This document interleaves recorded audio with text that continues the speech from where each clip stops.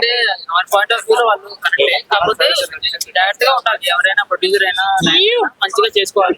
So enjoy బాగానే ఉందన్న. ఎవడో గురించి చెప్పారని వాళ్ళు ఇది చేయలేకూడదు.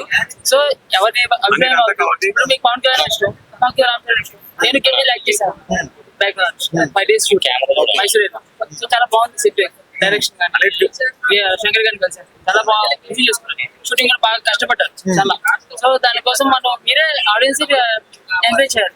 సో కొత్త వాళ్ళు, సో అలా ఎవరు ఇది వాళ్ళు, సో అంటే ఎవరి ఒపీనియన్ వాళ్ళది కరెక్టే, కాకపోతే సినిమా ఇట్లా పాతాలని దొక్కేసిన ఈ విధంగా చూపించే ఇంకో సినిమాని హైప్ చేస్తున్నట్టు.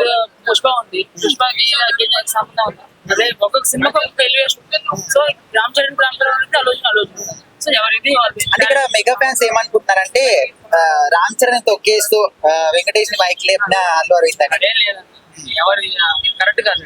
సో నా పాయింట్ ఆఫ్ వ్యూలో ఎవరు ఇది ఎవరు హ్యాండ్సప్ హీరో. అండ్ ఇంకొంతమంది ఏమనుకుంటారంటే ఆల్రెడీ ఇప్పుడు అల్లు ఫ్యామిలీ మెగా ఫ్యామిలీ కొంత గొడవ ఉన్నాయని అనుకుంటున్నారు, క్లారిటీ లేదు. కాకపోతే వాళ్ళ కొడుకుని హైలైట్ చేసుకోవడానికి కూడా ఇట్లా అంటున్నాడేమో, వాళ్ళ సినిమా మంచి హిట్ అయిందని అట్లా కూడా అనుకుంటున్నారు. సో మరి అదే కరెక్ట్ అనుకోవచ్చా? పుష్ప 2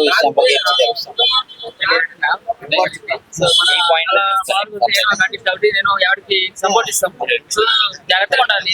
సరే, ఓవరాల్ గా అవన్నీ పక్కన పెడితే గేమ్ చేసే సినిమా మాత్రం మంచి ఒక మెసేజ్ ఓరియంటెడ్ సినిమా.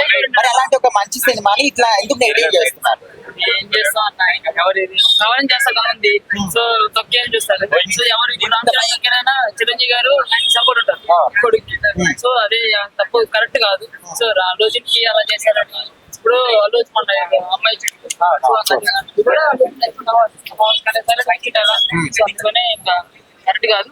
సో ఎవరి ఇదిలో వాళ్ళు చేయాలి, ఎవరి హద్దులో వాళ్ళు ఉండాలి. ఓకే, అంటే మీరేం చెప్తారు ఈ సినిమా గురించి? గేమ్ చేంజ్ చేస్తే నుంచి చాలా బాగుంది అన్న, నేను 2 times చూసాను, చాలా బాగుంది. సో చూడాల్సిన సినిమా ప్రతి ఒక్కళ్ళు. సో ఎంకరేజ్ చేయాలి. సో ఇప్పుడు RC16 వస్తుంది నెక్స్ట్. సో మంచి ప్రాజెక్ట్ బుచ్చవ్ గారు.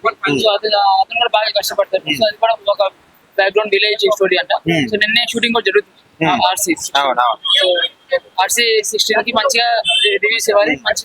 ఇప్పుడు ఈ సినిమా